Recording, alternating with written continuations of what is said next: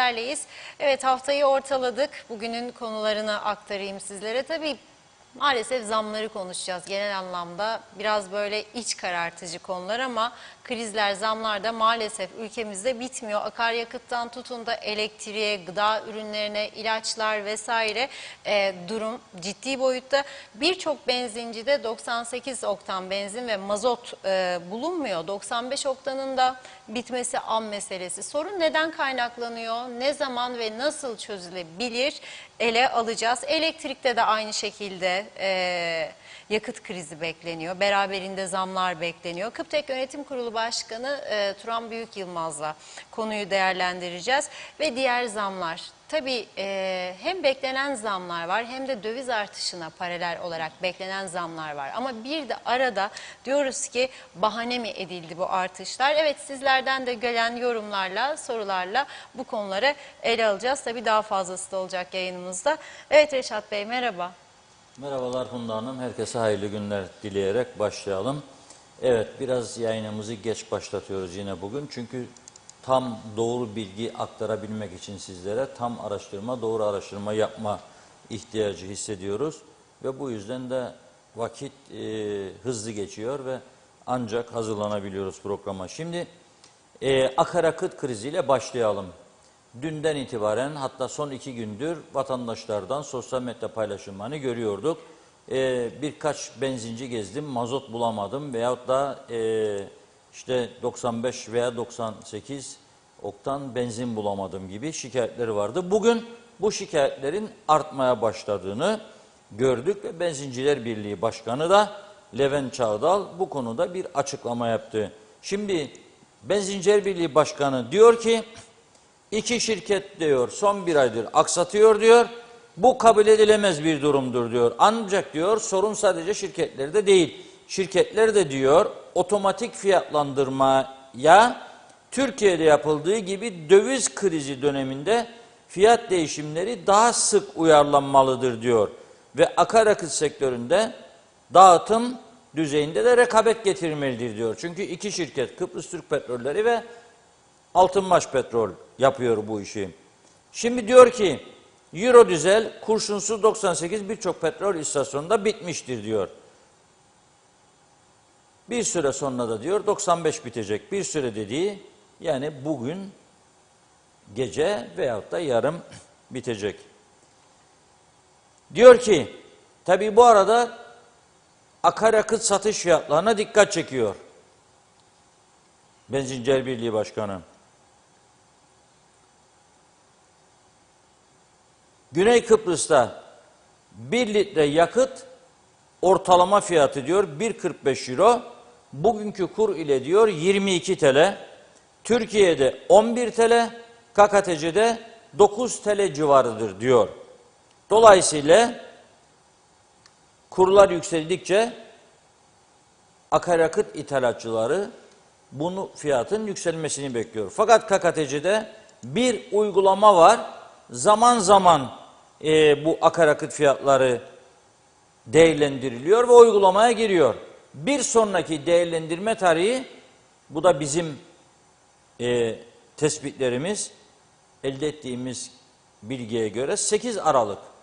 Şimdi diyor ki petrol şirketleri, 2 tane petrol şirketinin bir tanesinden elde ettiğimiz doğru bilgiler. Diyor ki siz 8 Aralık'ta diyor tespit edeceksiniz. Bu arada diyor döviz son 3-4 gün içerisinde bayağı yükseldi.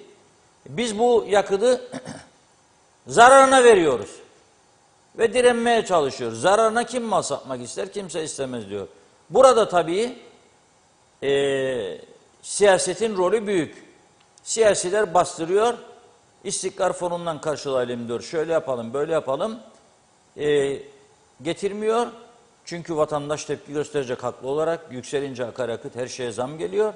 Ama bu taraftan da döviz yükselince çaresizlik ortaya çıkıyor. Peki son durum nedir? Ve ne olacak? Söylüyorum, aracında yakıtı bulunan cumartesi gününe kadar idare etmek zorundadır. Çünkü cumartesinden önce bayilere akaryakıt verilmeyecek. Kesin bilgiyi söylüyorum burada. Kıbrıs'a yakıt getiren Gemi dün akşam saatlerine kadar hava koşulları yüzünden İzmit limanından ayrılıp Çeşme'ye sığınmış ve Çeşme'den dün akşam yola çıkmış. Kıbrıs'a varması Cuma günü. Cuma günü Kıbrıs'a varacak. Yakıt, akaryakıt depolarına aktarılacak. Onlar da tankerlerle benzincilere sevk edecekler. Cumartesi sabahtan önce bu sevkiyat yapılamaz diyorlar. Şimdi bugün çarşamba, ne günlerden bugün? Perşembe mi? Çarşamba mı? Çarşamba. Çarşamba. Daha perşembemiz var, cumamız var. Onun için arabada benzin bitti, çocuğu okula götüremedim, arayamadım meselesini düşünerek dolaşmayalım. Olanı içinde bırakalım ve zorunlu hallerde kullanalım. Bu daha bana göre, bak söylüyorum size, kara haber vericisi değilim, müjdecisi değilim, sevmiyorum böyle bir şeyi. Ama görünen köy kılavuz istemez. Bu kötü siyasetin ve bu ülke üzerinde dönen senaryoların bir sonucudur. Daha önce zaman zaman temas etmiştim bu konulara. Ama öyle görülüyor ki iktidarı, muhalefeti ve önemli ekonomik örgütleri özellikle bu uyarıları önemsemediler. Onun için şimdi nedir? Çile çekme zamanı. Çile çekme zamanı. Para da varsa cepte akaryakıt bulup koyamayacaksın. Cumartesi günü gelecek. 8 Aralık'ta yeni fiyat belirlenecek. Peki diye soruyorum ben. Depolarınızda hiç sizin stokta yakıt yok mudur? Hayır, pahalı satacaksan 8'ine kadar bekleyip 8'de pahalı sat. Kabul ediyorum diyorum mesela. Var mı yok mu akaryakıt? Yoktur diyorlar. Sıfır. Peki diyorum bu hava koşulu. Daha şimdi Aralık'tayız. Yeni girdik Aralık'ın. Daha biri bugün.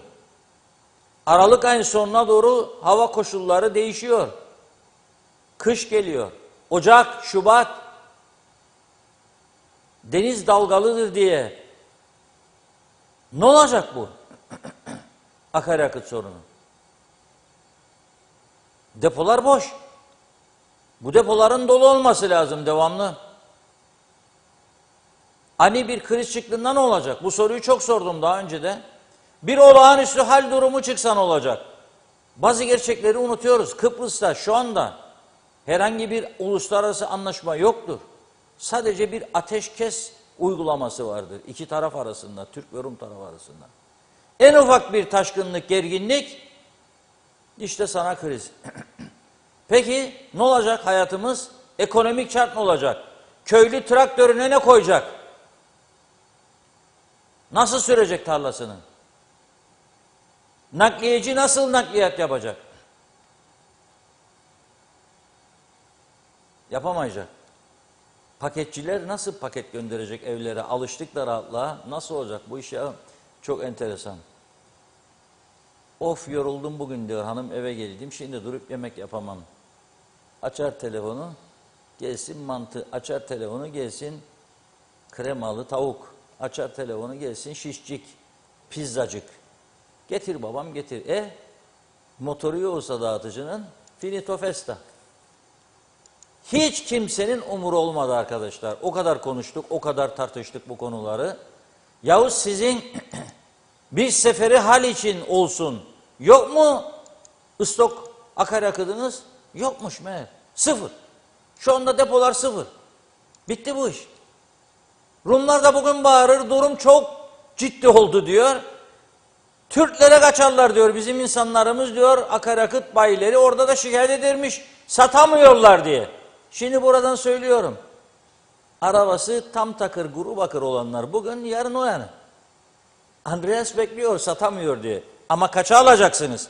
Bakın burada fiyatlar. 1.45 euro, 22 TL. 9'u çok görürdük. 22'yi vereceksin, koyacaksın. Bari 2 litrecik alayım diyeceksin, çocuk okuldan gidip aransın gelsin. Yahut da ben işime gidip gelebileyim, nasıl gideceğim? Yani enteresan bir durum var ortada. Peki bununla bitecek mi bu iş? Akaryakıt kriziyle.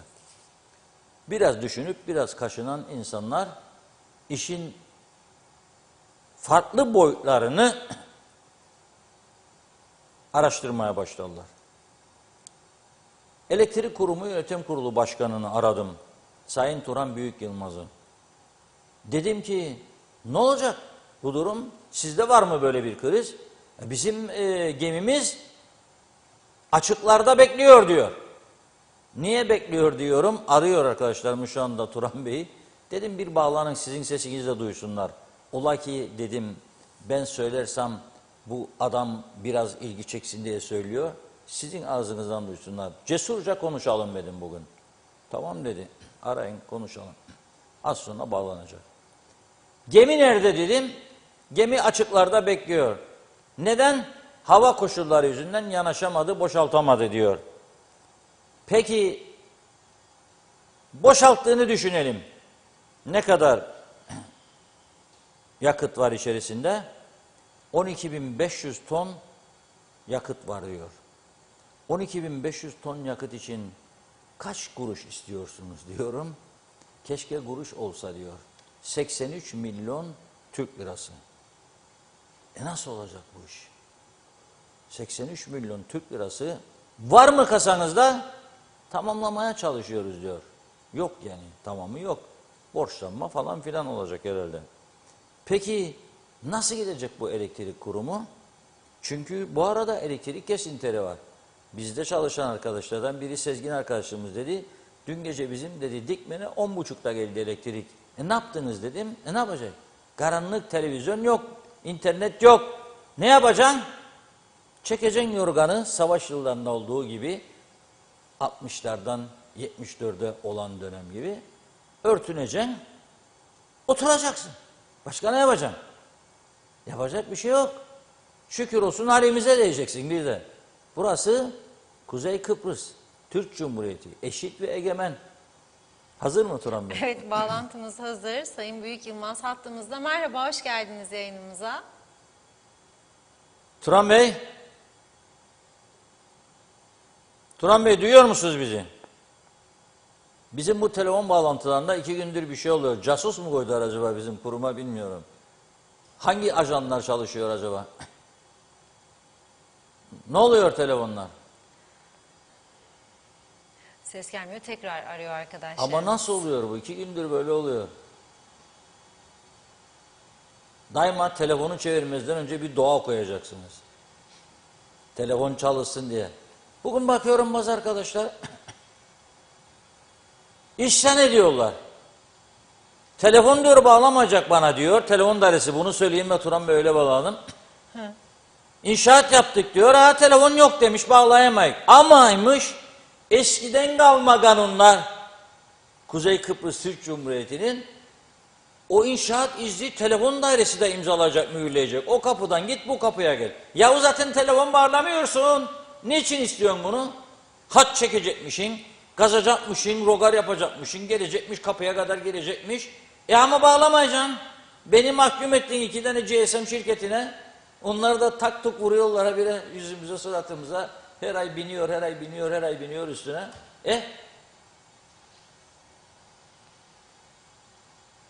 Turan Bey merhaba. Alo. Evet seslerde bir sorun vardı galiba. Arkadaşlarımız bağlanamadı. Alo. Şimdi bizi duyuyor musunuz? Alo. Turan Bey duyuyor musunuz beni? Turan Bey. Alo. Reşat Bey ses Ha. gelmiyor. Merhaba. Ben sizi Şimdi duyamıyorum. biz sizi duyuyoruz. Siz bizi duyuyor musunuz? Alo? Reşat Bey ben sizi duyamıyorum. Biz sizi duyuyoruz. Arkadaşlar ilgilensin. Sezgin Madencioğlu imdat imdat imdat. Rejiye yetiş orada ol. Rejide. Şimdi duyuyor musunuz Evet. beni? Şu an duyabiliyorum. Merhaba Reşat Bey. Merhaba Sultanım. Sizin sesiniz de kesik geliyor. Çok kesik. Yani nasıl oldu bu iş anlamıyorum ben bu telefon bağlantıları. Alo. Şimdi geldi galiba. Turan Bey şimdi duyuyor musunuz beni? Evet duyabiliyorum Reşat Bey. Tamam. Tamam. Merhabalar Turan Bey. Şimdi bir özet yaptım ben. 12.500 ton yakıtınız gemi limana yanaşamadığı için açıklarda bekliyor, çıkacak değil mi? Aynen öyle. Peki 83 milyon Türk lirası istiyorsunuz bu yakıt için. Fuel oil kullanıyorsunuz değil mi? Evet. Peki bu 83 milyon lira elektrik kurumu kasasında var mı şu anda? Ya şu anda Reşat Bey Redi Kurumu'nun kafasında yok. Bu 3 gün içerisinde bu parayı toplamaya çalışacağız. Toplayıp yakıt parasını ödeyip yakıtımızı almaya çalışacağız. Böyle büyük bir sıkıntı içerisindeyiz. Tabii ki çok uzun bir süreçten beri en az sizin programlarında ben 5-6 kez bu dövizin yükselişi dolayısıyla Kıbrıs Türkiye Redi Kurumu'nu bekleyen tehlikeyi çok ayrıntılı anlattığımı düşünüyorum. Tabii anlatmak bir şeyi değiştirmiyor. Önemli olan icraat. Şu anda kurum Kasım ayında toplam 138 milyon para topladı. 138. 138 milyon para topladı. Evet. Bu sadece Kasım ayının içerisinde almış olduğu akaryakıt parasına yetmez. Biz Kasım ayında bu gemi haricinde 18 bin ton akaryakıt aldık. Bu akaryakıtın ödemeleri yapılıyor. Bunun dışında personel giderleri. Şimdi siz Hatta 138 milyon topladınız ama ortalama topladığınız para 120 milyon civarı galiba öyle mi? yani bazı ayları 110 milyon, 115 milyon, 145 milyon, 150 milyon. Bir Eylül ayında 175 milyon para toplayabildik. Bunun dışındaki ayların hepsinde bu türde bir parayla iş döndürmeye çalışıyoruz. Ağırlıklı olarak devletten alacaklar konusuyla ilgili çok büyük bir sorun yaşıyoruz. Tabii ki en yüksek meblağlar devletten gelmesi gereken paralar. Bundan dolayı büyük bir sıkıntı yaşıyoruz. Biliyorsunuz ki maliyenin de şu anda kasası tam da katı durumda. Aynen öyle. Oradan para gelmeyince Kıbrıs Türkiye Redi Kurumu'nun tahsilatı son derece düşüyor. Bu gidişle bundan sonraki aylardaki akaryakıt ödemelerimizi yapmamız mümkün değil. Mümkün biliyorsunuz, değil diyorsunuz. mümkün değil. Net söylüyorum. Şimdi mümkün siz değil. bir tane tane gidelim bizi dinleyenler de anlasın. Çünkü bazı arkadaşlar sonradan soru soruyorlar bana. Ayda ortalama 120 milyon lira tahsilat yapıyorsunuz kurum olarak. 120, 130, 135, 140 bu civarda 140'a gidiyor. kadar çıkıyorsunuz diyelim. Ama sizin sadece yakıt gideriniz bir ayda bunun üzerindedir değil mi? Evet efendim. Şöyle değerlendirelim. Daha net cevaplar vermemizi görebilelim. Ocak ayını veya Aralık ayını önümüze net olarak alalım. Örneğin Aralık ayında bizim 21 bin ton akaryakıt tüketeceğimiz hesaplıyoruz. Bunu ben yapmıyorum. Teknecik Elektrik Santrali'ndeki yüksek mühendisler bana bu bilgiyi veriyor. Aralık ayı Aralık 21 bin ton. ayında- Aralık ayında bu ay içinde bulunmuş olduğumuz ayda 21 bin ton akaryakıt tüketeceğiz. 21 bin ton akaryakıt 150 milyon Reşat Bey. Başka hiçbir şey söylemeye gerek yok. 150 milyon. 21 bin ton akaryakıt 150 milyon. 150 milyon. Ocak ayındaki tüketimini beklemiş olduğumuz miktar 24 bin ton akaryakıt olacak. Bugünkü kurla beraber 180 milyon da o ister. Ocak ayında da 180 milyon. Sizin tahsilatınız en yüksek 140 olduğunda 40 milyon eksidesiniz sadece yakıt parası için. Sadece Öyle mi? yakıtta. Şimdi böyle bir geriye dönelim. Peki Biz her ay Kıbrıs Türkiye Redi Kurumu olarak Aksa'ya 100 milyona yakın bir ödeme yapmamız gerekiyor. 40 milyon bundan eksidesiniz. 100 milyon da aksa 140. Efendim her ay personel giderleri olarak 19 milyon ödememiz var. Nere bu? 19 milyon. Personel giderleri. Personel. maaşları. Çok güzel. Bir de şimdi 13 var. Sizde 13 yok mu? Olmaz olur mu? Bizde eksik olur mu? Bizde 14 de olabilir. 13 için 38 isteyeceksiniz veya biraz daha aşağı. 34, Biraz daha 35. aşağıda olur. Çünkü hiç yaptandığı sigortası yok. 34'e falan bu ay bağlanır. Peki banka taksitleriniz aylık ne kadardır? Bankalara ödemiş olduğumuz banka taksidi olarak 18 milyon 700 bin TL var. 18 milyon da banka. Evet. Diğer giderleriniz arabalar gidiyor geliyor. 8 Yakıttır, tamirattır, kaplodur, şudur budur. Evet. O ne 8 kadar? milyon, onu koyacaksınız. En az 8 milyon. Yani En bu az yukarı 8 olarak milyon ne olacak. olur? Bir hesap yapıyorum. 185 milyon istiyorsunuz ayda ama geliriniz de en fazla 140 milyon. Reşat Bey, bizim bakıldığı zaman... Yanlış yaptım. Bir Yanlış dakika. yaptınız. Onu 140 söylemeye milyon çalışıyorum. aksayla personel ve diğer 180 şeyi koymadık. 180 milyon yakıtı koymadandır bu para. Doğru. 180'in onu koyduğumuzda 360 milyon lira istiyorsunuz. Aynen İflas öyle. demektir bu. Siz iflas ettiniz demektir. Aynen dediniz. Yani bütün rakamlarınız doğru rakamlardır. Bunlar bir kuruş aşağı, bir kuruş yukarı olabilir. Bu iflas demektir bunun adı. Biz efendim belediye kurumu olarak 97 kuruştan belediye üretip belediye kurumu olarak 216 kuruştan belediye üretip 97 kuruştan satıyoruz. Biz göreve gelmeden önce bir ton akaryakıtın plak değeri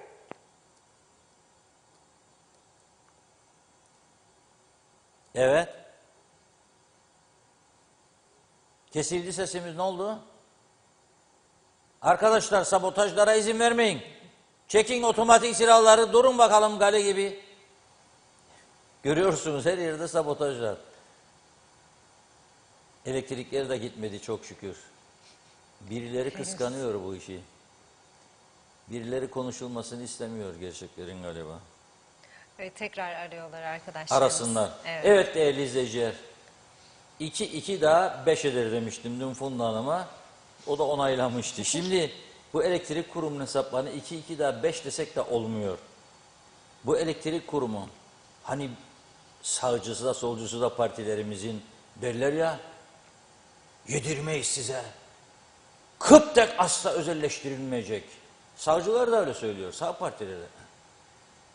İki eşit egemenciler de onu söylüyor. Özelleşemez diyor. Ne olacak diye soruyoruz. Sağda solda özerkleşme diyorlar. 25-30 senedir kafamızı yediler bu şekilde. Aldattılar bizi. Özerkleşme, vay anam vay. Köydeki adam da şimdi mulla dayı ne bilsin özetleşme nedir? Nedir özetleşme kardeş? Diyor ki hizmet diyor çalışanlardan devlet çalışanı. Evet, tahsilat da özelden. Çünkü tahsilat işin en zor kısmıdır. Özel yapsın tahsilatı diyor. O da olmadı. Onu da uygulamaya koymalılar. Turan Bey kesildik galiba. Şimdi attığımızda. tekrar bağlandık. Dediğiniz gibi sabotaj yapıyorlar sanırım. Evet, sabotaj yapıyorlar bize Turan Bey. Şimdi durum yani bir ciddi bir çıkmaz içerisinde. Nasıl çözülecek bu iş? Ne yapmak lazım? Yani illaki zam mı yoksa tahsilatta mı sorun var? Tedbirleri alamadığımız sürece bunun nerede duracağını hiçbirimiz kestirmemiz mümkün değil. Şöyle değerlendirmek gerekiyor. 2020 yılında bir ton akaryakıt 274 dolarken ve dolar 5.5 iken şimdi bir ton akaryakıtın 580 dolarlara çıktığını ve doların da 13.80'e ulaştığını hiç unutmamak lazım. Sadece 2021 yılı içerisinde dolar %100'ün üzerine çıkmış vaziyetteyken tıpkı Türk Elektrik Kurumu olarak buna cevap verecek durumumuz kalmadığını ben aylar önce de her defasında anlatmaya çalıştım. Bizi ne beklediğini ve neyle karşılaşacağımızı en az bizim programlarında belki 10 kez anlatmışımdır. Şekil bundan ibarettir. Sayın Başbakan ve Sayın Bakanımız konunun ciddiyetinde ve konuya çözüm bulabilmek için olan bir gayret sarf ediyorlar. Efendim, Murat Bey enerji konusuyla ilgili ve TİSEK konusuyla ilgili çok tecrübeli bir bakanımız. Nasıl bir yöntem izleyeceğimiz konusuyla ilgili sanırım ki bir başbakanlıkla bir masa oluşturulacağını değerlendiriyorum. Durumda Türk Elektrik Kurumu bir sonraki akaryakıt alma şansı olmaz ve bir kez daha geriye dönüşümüz olmaz. Nasıl bir yöntem izleyeceğimizi Sayın Başbakan mutlaka bizlere gösterecektir. Devletten alacaklarımız konusu işin birinci önceliğini taşımaktadır. Sadece devletten 470 milyon üzerinde bir alacak vardır. Bu alacaklar tahsil edildiği zaman sanırım ki Kıbrıs Türk Elektrik Kurumu yürümeye devam eder. Evet. Çok ciddi uyarılar yapmaktasınız zaten başından beri. Biz sizi kaç kezdir bağlıyoruz canlı yayına. Ama bazılarına böyle sanki de ninni gibi geliyordu bu konuşmalar. Yok ya bir şey olmaz. Söylüyorlar da hiçbir şey olmadı. Öyledir böyledir falan filan fesliken diyerek bu noktaya geldik. Allah bundan sonrası yardımcımız olsun diyoruz tabii ama o dualarla da olacak iş değil. Para ister bu iş para. Gökten zembille para yağacak değil. Yani şöyle değerlendirelim Mehmet Bey. Asla bize 1 kilowatt elektriği 195 kuruştan satıyor. 195'ten. Elektrik kurumu 1 kilowatt elektriği 216 kuruştan üretiyor. 195'ten satıyor. Siz de bunu 97 kuruşa fatura diyorsunuz vatandaşlar öyle mi? O şekilde. Biz de bunu 97 kuruştan fatura ediyoruz. Evet. 1 lira. Yani 100 kuruş her kilovatında zarar hanenize yazılıyor.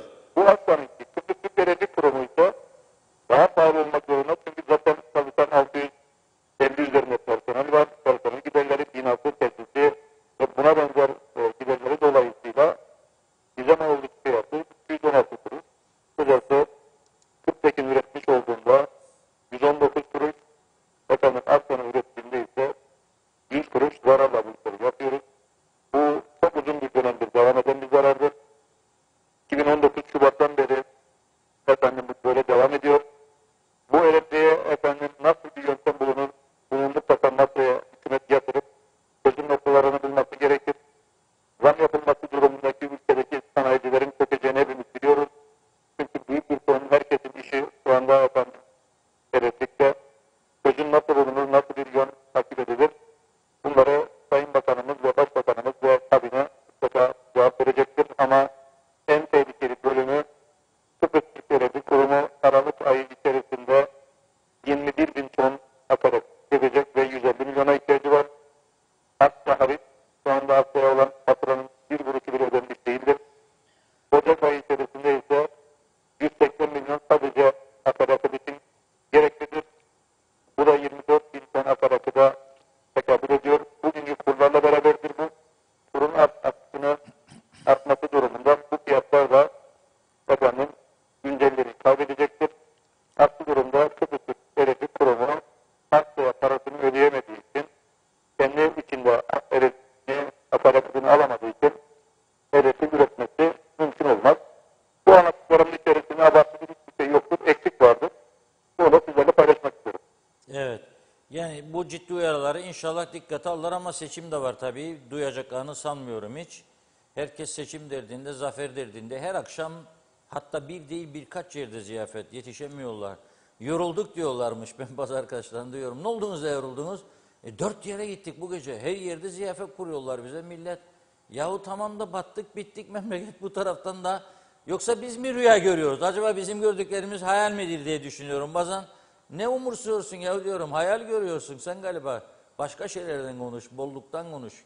Gökten para yağıyordu insanlara. Belki o zaman dinlenirler. Çok teşekkür ediyoruz Turan Bey bilgiler için. Teşekkür ederim. İyi yayınlar diliyorum. Sağ olun. Evet gördüğünüz gibi elektrik kurumunun durumu artık son aşamada.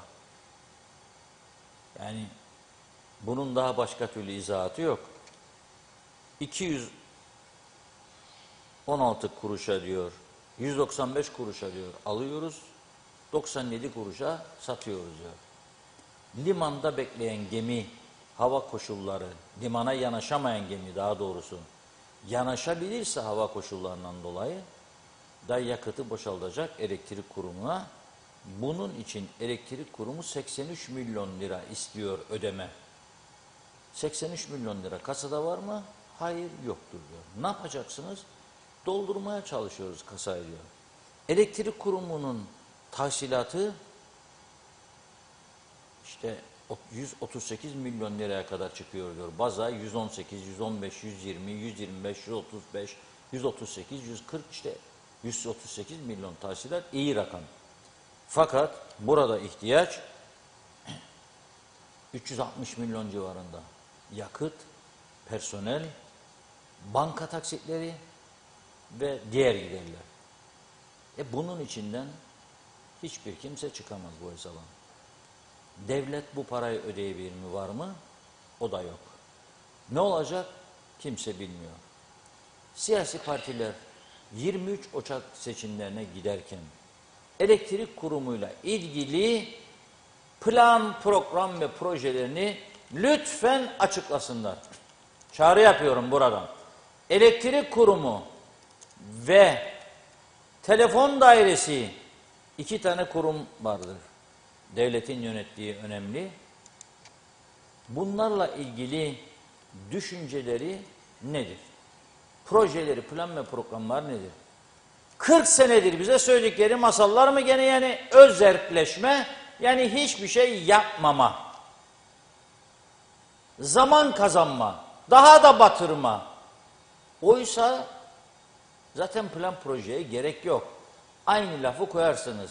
Bizim iktidarımız döneminde elektrik kurumu özelleşecektir. Ben de size diyeceğim ki lay lay lom. Yazın. Ha yok, elektrik kurumunu özelleştireceksiniz. Nasıl özelleştireceğinizi de yazın. Cesurca. Ama hemen akla şu gelir. Sendika ayağa kalkacak. Kubilay arkadaşım vuracak masaya yumruğu. Size diyecek ki gök kubbeyi başınıza yağdırırım. Siz de aman aman aman yapma diyeceksiniz. Ya, kubbeyi kaldıramam diyeceksiniz. Orada kalacak. Bu ülkenin siyaseti ve iradesi budur. Bir rüya gördük 74'ten bu yana. Zannederim ki 2022 rüyadan uyanma ve gerçekleri görme zamanı olacak. Nokta budur. Nokta bu. Düşünün siz. Hükümetmiş işte akaryakıt fiyatlarıymış. Otomatiğe bağlamış ama zaman aralığı uzunmuş. İthalatçı döviz her gün yükselir. Zarar etmek istemez.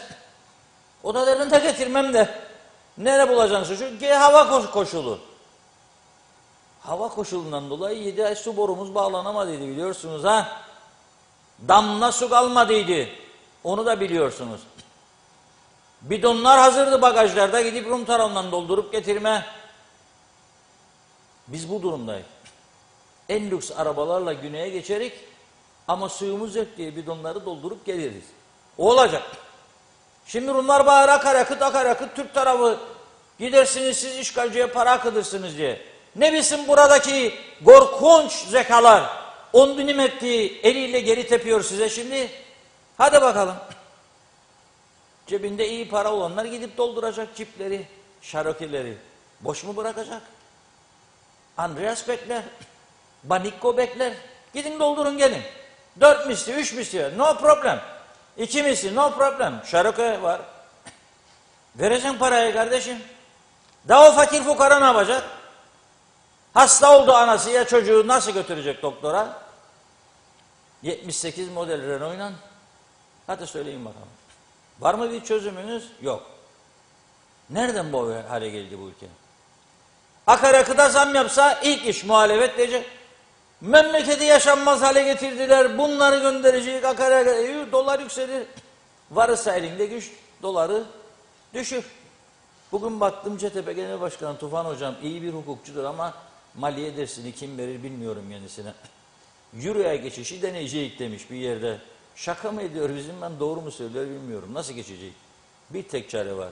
Çözüm olursa. Çözüm olmazsa Euro'ya nasıl geçecek? Bizim olmayan parayı nereden toplayıp da dağıtacak aybaşı? Yani bilmiyorum, ben anlamadım onu. Yani o maliyeciler bize anlatsın. Nasıl olacak Euro'ya geçiş? Çözüm olmadan. Avrupa Birliği bize Euro kullanma hakkı verecek. Çözümsüz. Ha pazarlığa oturacak. Avrupa Birliği'nden bizi kabul edecek yani. Göreceğiz. Elektrik kurumu, telefon dairesi. Bağırıyor vatandaş, bugün okudum. Yahu diyor beni ezdiniz elediniz diyor o daireden bu daireye. Telefon bağlamıyorsun bana. Niye diyor bana bu şartı koyuyorsun? Telefon hattı çekeceğim. Yerin altından da bilmem ne. 1981, 86, 90, 91 ne zaman çıkar derse o yasayı, yasa böyle diyor. Vay eksik kalsın yasanız da, ana yasanız da, baba yasanız da. Eksik kalsın. Ne zaman çıkardın bu yasayı? O günden bugüne derinin altından çok sular geçti. O günün düşüncesine göre biri ve ben koydum mecbur edelim telefonu. Senin telefondaydın adı var kendi yok. Hani çalışırsın telefonları, hadi bağlasın. Niye bağlayamıyor? Sor bakalım orada çalışanlara, yönetime ne diyecekler? Yatırım yapmıyor ki. Ha yatırım yapmıyor. Tamam yatırım yapmadığına göre bir çare öğretmesi lazım. Başka birilerinin çalıştırması lazım bunu. Yok diyor, o da olmaz. Böyle özelleştirmeye izin vermeyin. Ha özelleştirmeye izin vermem. İyi ki özel şirkete teslim ettiniz bizi. Siz anlaşamadığınız için telefon çalışanları, sendikalar ve hükümetler bizi teslim etmediniz mi? Siz iki taraf bir olup ödemiyor muyuz her ay tak tak tak tak tak tak paraları? İstediği fiyatı biçmiyor mu bize? Buna nasıl çıkarmazsınız? Ha işte durum budur.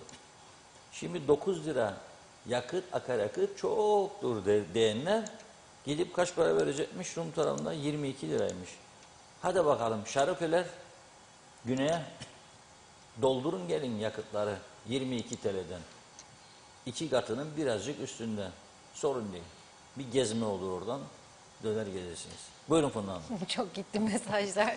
Artık elimden geldiğince ilk sırada gördüğüm mesajla hızlıca başlayayım. Çok teşekkür ediyoruz. Evet, Hayri Köken yine mazot satışları durdu. Tohum zamanı diyor. Tarımla ilgili sıkıntıları dile getirdi. Mesaj. Şahidoğlu az önce kırsal kesimde diyor kızımla konuşamadım Lefkoşa'da hatlar kesiliyor demiş. Mehmet İnancı bunların işi Şinanay yavrum Şinanay yazdı. Evet Hikmet Selçuk elektriğe şimdi seçim var diye zam yapmazlar ama seçimden sonra en az %50 zam yapacaklar. Varnavaz Panter iyi yayınlar, nasıl bir memlekette yaşıyoruz artık utanıyorum, döviz uçuyor, ekonomik diplerde, belediyeler batık, 2 gündür su yok, sağlık diplerde, siyasi tüm partiler şov peşinde, oy avcılığında. Yazıklar olsun bu halka, bunları layık görenler inşallah demiş. İki eli bir yakasına gelmesin. Belgin Rıfat da diyor ki ne bekler bu kötü yönetimle ve bu çarpık düzenle, ne beklerler? Değişmesi lazım. Kapatsınlar kurumu. Oldu olacak güneyden alsınlar elektriği. Servisiyle birlikte halk da bilsin ne ödeyeceğini. En azından elektriksiz kalmaz sürekli. Hem kurtulurlar da, nedir düşündükleri? Ayıbı yok. Başaramadınız, başaramayacaksınız diyor. Bu kadar basit. Serdal Bozyiğitbaşı. Evet, bir konuyu iletmek istiyorum. Bugün kızımın yanında kovuldum ve aşağılandım. Test yapmaya gittik Özyalçın PCR merkezine. Orada herhalde diyor sağlam torpilli bir personeldi. Çünkü çok korkusuzdu. Şikayette bulunacağını söylediğim halde Sağlık Bakanı'na ve de Başbakanımıza dedi kime istersen git şikayet et, çık dışarı demiş. 12'de bitiyordu mesaileri ama diyor saat daha 12'ye çeyrek varken diyor kapatıp bize test yapmayacaklarını söylediler. Kesin diyor torpilli biri, milletvekili oğlu ya da bakanoğlu iş adamının ailesi de olabilir. Bu davranışı yapmaya hiç hakkı yoktur. Vatandaşa davranışı çok kötüydü, saygılarımla dedi. Bizler de iletmiş olalım buradan. Bülent Küçük. Biraz önce Kuzey Kıbrıs Lefkoşa merkezde trafiğe çıktım. Acil bir işimiz vardı. Yollardaki araç ve trafik yoğunluğundan neredeyse hareket bile edemiyorduk. Lefkoşa sanki bayram yeri gibi. Yollar ana baba günüydü. Sokaklarda insanlarla doluydu. Yaşar Aracı, hükümet adam olmaz. 10 gün önce Sağlık Bakanı bir kişiyi alıyor. Özel kalem müdürü arıyorlar. Seçime bir ay kala böyle bir kara gözlük ne duyuldu ne de yapıldı. Hülya Uysal Yorulmaz'da neden İzmit'ten akaryakıt alınıyor da en yakın liman olan Mersin'den gelmiyor diye bir sorusu var. Ali Dereseven, evet Reşat Bey, tüm sorunları gündeme getiriyorsunuz. Her zaman uyarılar da yapıyorsunuz. Hiçbir kurumumuz doğru dürüst çalışmıyor. Sanki ülke yönetimi diye bir şey yok. Bulabilirseniz bir akşamda eğer varsa doğru dürüst çalışkan bir kurumunuzdan bahsedin ki içimiz ferahlasın. Ben Kuzey Kıbrıs'ı okyanuslarda kaptansız yüzen bir gemiye benzetiyorum. Bu gemi her an bir yerlere toslayabilir. İnşallah seçimlerde güçlü bir hükümet çıkar ve radikal kararlar alır. Musa Su İçmez, elektrik kurumu Ali Baba'nın çiftliği olmuştur. Özelleştirme şarttır diyenlerden. Bertan Erbekir, Turan Bey'e bir sorusu var. Geldiği günden beri görev ediyor. Niye 98 kuruş zararına satmaya izin vermiş? Zehra Curcioğlu, demek ki sorun Kıptek'in kötü yapılanmasında değil, devletten olan alacaklarındadır. Ayrıca TL'nin değer kaybındandır, pahalılığın sorunu demiş. Evet, Ercan Hoşkara, maliyetinin altında satış yapan her işletme batar. Mustafa Kurak, evet, İstanbul Büyükşehir Belediyesi'nin Türk firmalar tarafından yapılan ve geçen hafta açtığı çöp arıtma tesisinin küçük bir benzerini buraya açmamız mümkün değil mi diye Turan Bey'e bir sorusu var. Elektrik sorunumuz bu yolla çözülemez mi diyor. Recep Yusufoğlu, hayvancılarda yem ham maddelerini döviz kuruyla alıyor. Çiğ süte dün yapılan 48 kuruşluk zamla 1 litre sütle 1 kilo yem alınabiliyor. Peki hayvancı işletmesinin diğer giderlerini nasıl karşılayıp işletmesini ayakta tutacak? Bilen varsa bize de söylesin yazmış. Doğan Faryalı, anlaşılmaz bir durum. Vatandaş elektriğini öder. Acaba ödemeyenler mi kurumu zora sokar, yoksa ürettiklerini mi satamıyor demiş. Belgin Rıfat, Peyak battı, Sanayi Holding battı, Eti teşebbüsleri battı, toprak ürünleri, bankalar, karayolları var ya da yok, telefon dairesi o da ya varla yok gibi diyor. Sağlık sistemimiz aynı, hastane yapıldı, doktor yok, hemşire yok, aşı geldi, çöpe atıldı, geri verildi. Kaç kişi aşılı, kaç kişi aşısız belli değil. Bankalarda parasının hesabını bilmeyenler var. Bir yanda da bozuklukları toplayıp çocuklarının ihtiyaçlarını karşılayan aileler var. Siyah beyaz resim yaparım, sanki renk yok, ışık yok, aydınlık yok demiş Belgin Hanım. Evet, Seldal Bozyiğitbaşı, zaten ülkemizde korona sorunu var. Bir de sağlık personeliyle uğraşırsanız eğer, görevini yapmıyorsa, zor geliyorsa istifa etsin demiş. O kadar fakir fukara gençlerimiz var. Torpilli olmayan gençlerimiz de iş bulsun diyor. Kınıyorum Özyalçın PCR merkezindeki sağlık personelini demiş. Erkekti diyor, vatandaşa davranışı şok yaşattı. Evet, bir an önce sesimizi duyar Sağlık Bakanlığı dedi. Kemal Osman Ceyhanlı, gelinen nokta tükenişin son noktasıdır. Bir taraftan döviz, bir taraftan her şeye yapılan zamlar. Mazot krizinde marketler fiyat yazmayı yetiştiremiyor. Allah yardımcımız olsun. Gidişat hiç iyi değil. Savaş durumundan da beter haldeyiz. Zehra Curcioğlu, son aşamada olan elektrik kurumu değil, bu devletin kötü yönetilmesidir. Kurumu da bu hale getiren, ayrıca TL'nin değer kaybı karşısında dövizin yükselişi hayatı pahalı ettiği gibi enerji giderlerini de yükseltiyor yazdı.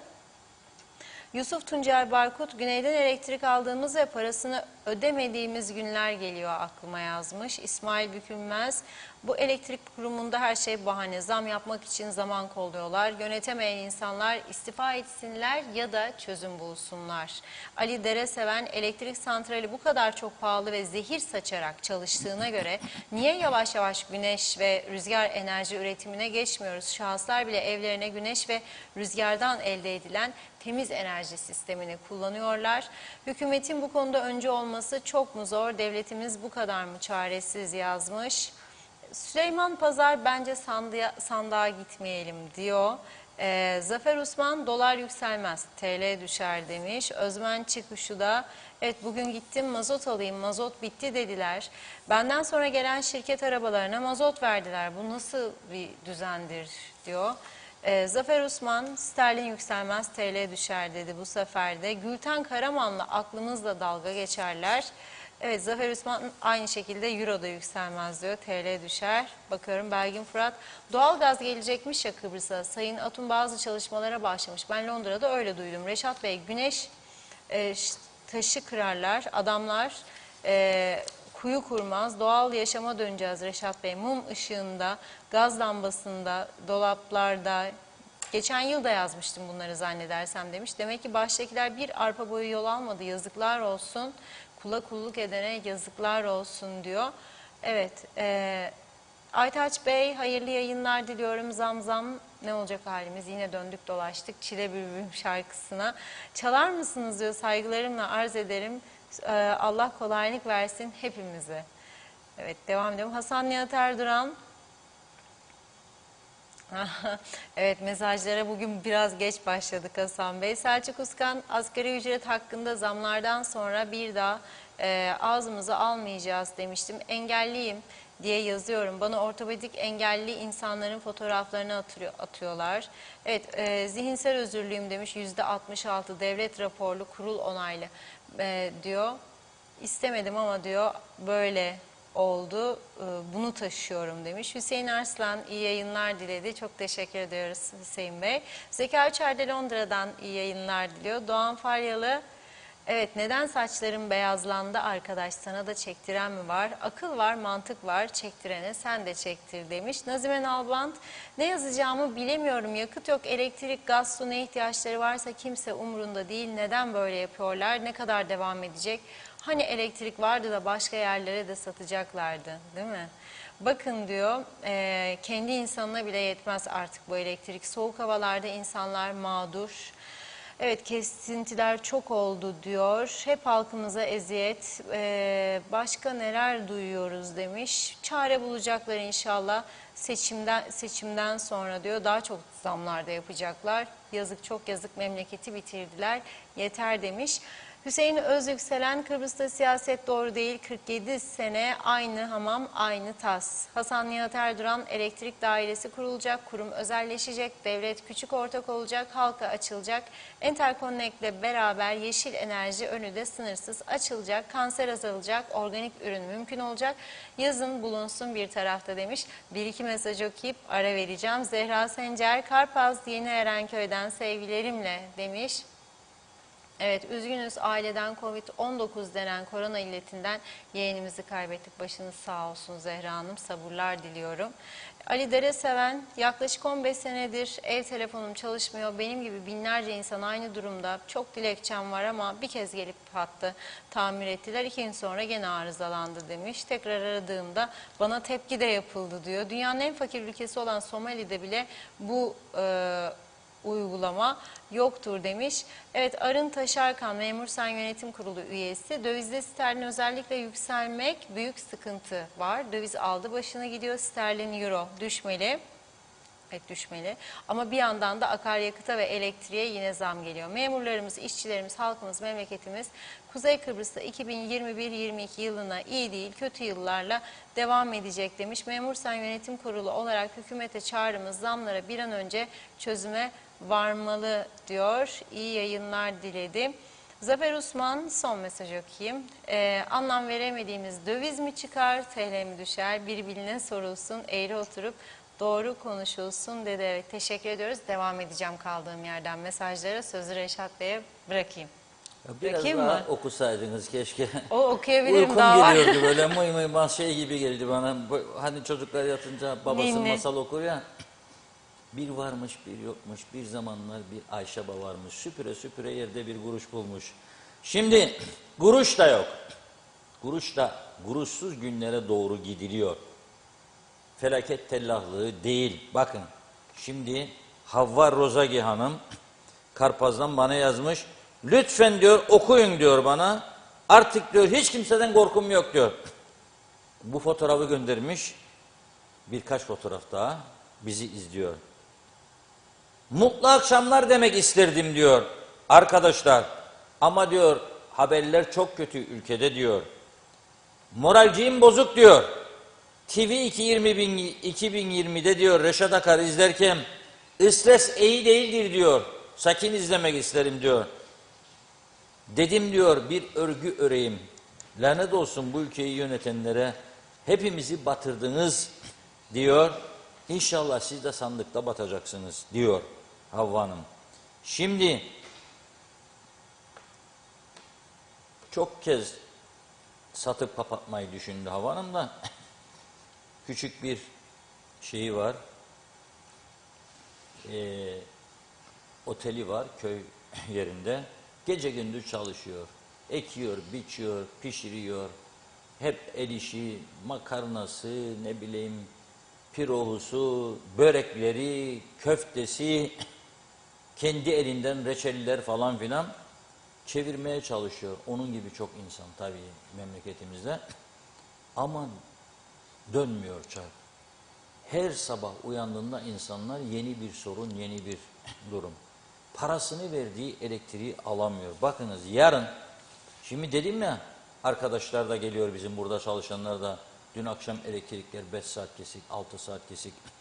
Bir şey yapamadık. Bazılarına diyoruz gece de çalışın, bir şeyler üretin, getirin yarın falan. Yapamıyoruz orada. Yarın elektrik, küçümsemeyelim, Girne bölgesinde 9 ile 15 arası 6 saat, bu çağda hangi ülkede bu kadar uzun süreli elektrik kesintisi var? Trafo bakımıymış. Ne trafo bakım ya? Bitmedi, tükenmedi bu trafo bakımları. Rüzgar eser hafif, elektrikler patır patır gider. Ne diyor? Yarın diyor, Lapta'nın dağ kısımları, Lapta telefon santralinin dağ yönü, sağlık ocağı bölgesi, Başpınar bölgesi, Lapita Hotel bölgesi, Lapita'nın batısı, batı sahili, Sempati Tatilköy bölgesi, Lapta Mezarlığı bölgesi, Santa Fe siteleri, Simena Otel bölgesi, su bombaları. Hayır, hazırlanın bakalım yarın, su da yok. Lapta bölgesi, Başpınar'ın doğu bölgesi. Hadi o kadarla da kalsa. Lefkoşa'ya geçiyorum. Lefkoşa'nın da diyor Metehan sınır bölgesi, Yenikent Vedat Benzinci'nin güney bölümüne, oraya da 10 ile 14 arası 4 saat elektrik verilemeyecekmiş. Neden oluyor bunlar acaba? Neden? Çünkü yıllarca çalındı çırpıldı bu elektrik kurumu. Düşünün. Neden 50.000 Türk lirası veriyorum da milletvekili adayı oluyorum? Ne umuyorum? Neden sonra maaşımın %20'sini partiye veriyorum? Bir de düğünlere, derneklere gitmediğim zaman vatandaş bana bozuluyor, oy vermeyeceğim sana diyor. Ona para yetişeceğim, buraya yetişeceğim, buraya yetişeceğim. Neden her milletvekili olan bakan olmak istiyor? Ne var bu bakanlık koltuğunda? Ya oturduğun koltukta rahat oturacaksın. Özgürce. Kalkıyorum. Kalktım bak, yapışkan yok. Onlar kalkamıyor. Basıyor. Kalkamıyor mu arkadaş diyor. Niye kalkamıyor? Çünkü otururken yapışkan sürdün. 404 veya seni idare eden birileri sürdü. Şaka etmiyorum onu. 100 milyon euroluk yolsuzluk iddiaları oldu bu kurumda. Bunu ortaya çıkaran, yazanlar bizim gibi insanlar cezalandırıldı. Mahkemelere götürüldük. Onlar gidip yargılanacağına. Daha ne yolsuzluklar, ne suistimaller, ne vurgunlar. Hiç kimse üstüne gitmedi bunların. Biz söyledik, biz dedik. Bırak deli bağırsın dediler. Bırak yazsın dediler. İlişkili olduğumuz insanlara, işbirliği yaptığımız, ortak olduğumuz ya da yöneticisi olduğumuz yerlerin patronlarına, ya bu adam da çok oldu ha. Ne oldu? Ne var yalan burada? Vatanı satalım demiyorum ben sana. Senden daha fazla vatanı korumak istiyorum. Ama yapmayın bu yolsuzlukları, bu hırsızlıkları veya yapanlara yüz vermeyin diyorum. Bir hediye alacaksınız diye basit. Niye çaldırıyorsun sen devleti diyorum. Çaldırma diyorum. O çalınan para dönüp bana, vatandaşlara fatura edilecek diyorum. Nitekim edildi. Doğru dürüst elektrik direği yok, elektrik kablosu yok. Yer altından geçecekti sözde, yok. Sözde arızaları oturduğu yerde bulacaklardı. Yok. Vatandaş sorun olduğunda arıyor, cevap yok. Şimdi çalışanlar da sancı üstünde. Hadi bakalım. Ne olacak şimdi bu kadar insan orada, ekmek parası? Yani Ocak ayında 23 Ocak'ta seçim olacak. Hadi o güne kadar zorlaya oradan buradan kesip akıttıklarını düşünün. Akaryakıt elektrik kurumuna 24'ünün sabahı uyandığımızda ne olacak? Düşünelim. Var mı bir hazırlık? Var mı bir plan? Var mı bir proje? Soruyorum işte burada. Elektrik kurumu ve telefon dairesi ne olacak? 23 Ocak sonrasına proje koyun bana. Özelleştirecek misiniz? Daha iyi bir yönetime devredecek misiniz bu işi? Efendim, stratejik önemi varmış da özelleşme olmazmış. Hadi yahu, yani bu kadar İngiliz'i, Amerikan'ı, başka ülkeler delidir. Rum delidir. Yani Rum %30'unu şimdi bir özel şirket üretecek. 3-4 ay sonra ve doğalgazla deli bunlar. 8 şirkete güneş enerjisinden elektrik üretimi izni verdi. Her biri 5 megawattlık. Strateji elden gidiyor. Vatanı satıyorlar. Öyle mi? Yani biz dünyanın en akıllısı, en büyük beyin, her şeyin en iyisini bilen. Onlar da ahmak. Onlar vatanlarının düşmanı. Halbuki tam tersi. Tam tersi. Esas onlardır vatanlarını seven. Onlardır dilenci durumuna düşmemek için çırpınan. Onlardır halkını yakıtsız bırakmayan. Onlardır elektriksiz bırakmayan. Onlardır bu korona döneminde dükkanını kapatan, işe gidemeyen, esnafını, işçisini ödeyen. Siz ne yaptınız? Siz ne yaptınız? 1500 liralar ezerek, eleyerek insanları eze 1500 liralarını. O da hepsine değil, büyük bir kısmına vermediniz. Hangisidir doğru devlet yönetim biçimi? Ve şimdi biz yayındayken görüyorsunuz geldi elektriği konuşuyoruz değil mi? Sendikada açıklama yapmış. Diyor ki Elektrik Kurumu Sendikası Başkanı Kubilay Özkıraç arkadaşımız, Türk lirasının döviz karşısında değer kaybetmesi Kıptek'in devasa zararlara uğramasına neden oldu diyor. Pek çok gideri döviz üzerinde olan Kıptek'in zararına satış yapması artık sürdürülebilir değildir diyor. 3 Nisan'da cevap verilir bu. Doğru mu söylediği doğrudur. Ama daha önce de zarar vardı. Yani döviz son 1-2 haftada patladı gerçekten. Bugün de müdahaleler var. Türkiye Merkez Bankası bugün açıklama yaptı. Doğrudan müdahale dedi. O konulara hiç girmek istemiyorum. Büyük rakamları duydukça başım dönüyor çünkü. Sabahleyin bugün uyandık. Dün geceye bakalım mesela. Sterling olmuş 18 sabahleyin. Tamam mı? 18 TL. Bir sterlin.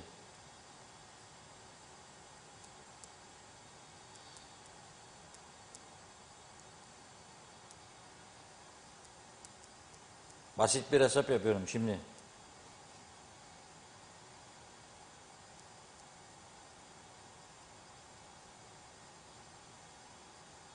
Bir milyon sterlin 18 milyon Türk lirası. Tamam mı? Sabahleyin uyandık, bozduk 1 milyon sterlini, kaptık 18 milyonu.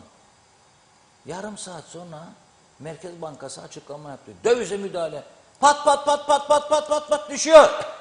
%6,5'a kadar düştü. 18 milyonun %6,5'unu düşünün. Yarım saatte koydumun cebe sen Nuri Bey. Ben gariban şu 10 milyon sterlin bozacak param yok. Vatandaş için söylüyorum. 10 sterlin alırsam da yastığın altına korum. Kara gün için. Beni zarara uğradın. Nuri'yi yükseldin. Döviz öyle bir düştü. Biraz önce de biz yayına gireceğimizde o %6,5-7 yükselmesi Türk lirası yükseldi. Vurdu tokadı dolara, vurdu tokadı sterline. Çünkü habire döviz bozuyorlar. Yorumcuları da dinliyorum bu arada Bloomberg'de orada burada. Sürdürülebilir değil diyorlar. Çünkü eldeki döviz rezervi uzun süre dayanmaz buna diyor. %1'lere düştüydü biz stüdyoya gelirken. Neyse onu geçelim. Devam ediyor sendika başkanı. Elektrik kurumunun fiyat ayarlamasına gitmesi artık kaçınılmaz bir gerçektir. Ekonomik krizin içerisinde atılacak böyle bir adım elbette cebimizi diyor biraz yakabilir. Ancak yarını kurtaracak ve bu kurum Kıbrıslı Türklerin iradesinde kalacaktır. Kıbrıslı Türklerin iradesinde sakın yabancılara vermeyin ha. Goncolozlardan kaçının. Yabancı demek goncoloz demektir. Öcü. Yutar sizi. Sakın vermeyin. Strateji de gider ha. Elektrikler de gider. Yahu sen beni zaten 6 saat yarın elektriksiz bıraktığında, dün gece arkadaşımı 4 saat 5 saat elektriksiz bıraktığında strateji mi vardır ya bunda? Kimi kandırık ama burada? Kimi kandırık? 40 senedir kandırıyoruz birbirimizi. Yeter artık. Zarara ekliyor.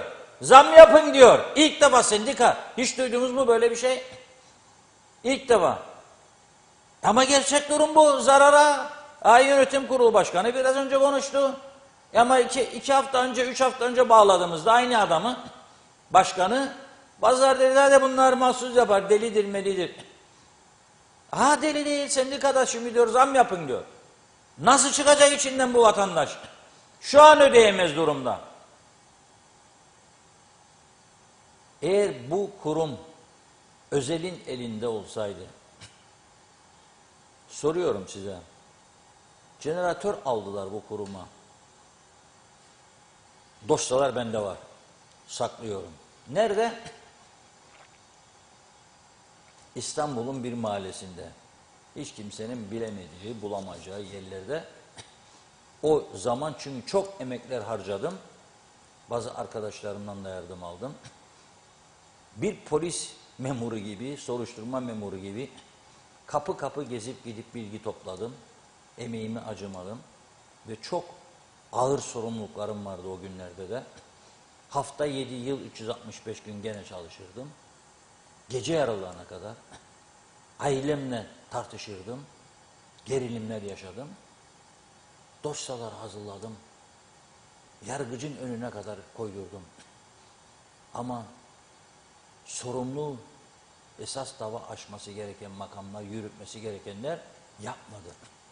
Sonra da geldi bize başsavcılık rapor yazdı, dedi ki mesele yoktur, kapanmıştır. Rapor böyle çıktı sonuçta. O dosyalarda bir jeneratör alıyorsun ihale usulüyle sözde veya ihalesiz aciliyet var diye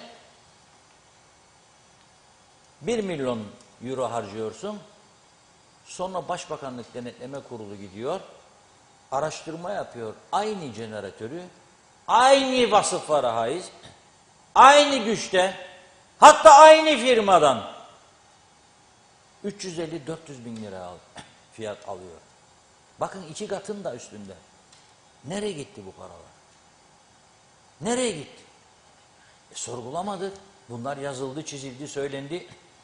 Bunların sonuca gitmesi, yargılanması için hiç kimse üstüne gitmedi. Ticaret odası, sanayi odası, esnaf sanatkarlar, bilmem öğretmenler şimdi başka şeye karışıyor.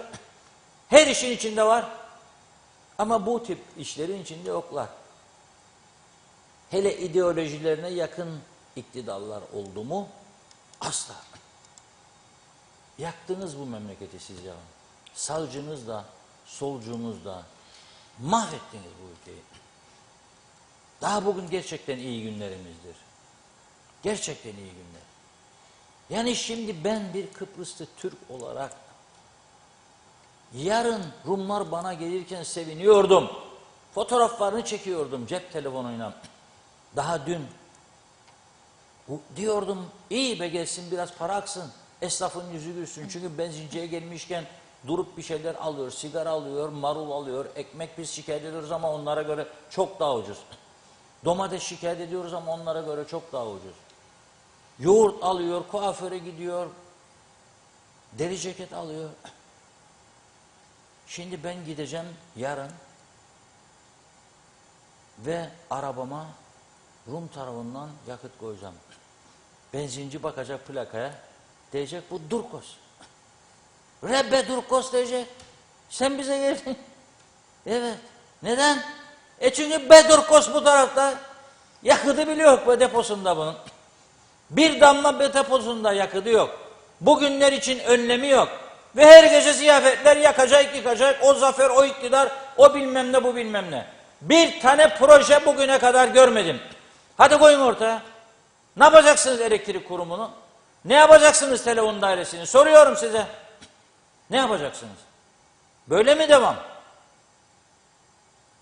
Ve ben umutlanacağım. Ve devam edeyim. Bir haber daha bugün. Ya sanki de sıralıyor. Bir güne denk getiriyorlar ardı arkasına.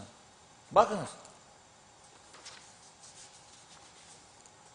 Ulaştırma Bakanımız Resmiye Hanım devletin televizyona çıkmış bugün BRT'ye. Sevdiğim bir insandır, saydığım bir insandır. Turizmden gelmedir.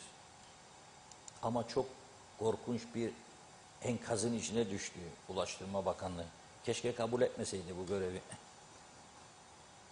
Karayolları Dairesi diyor, altyapı olarak bitirildi diyor.